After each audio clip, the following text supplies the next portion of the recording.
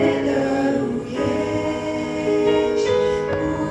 utoczyć aparține, iubit te daruiești și uiți orice măsură. Chiar le-aș vorbi toate limbile, vorbite de oameni și îngeri,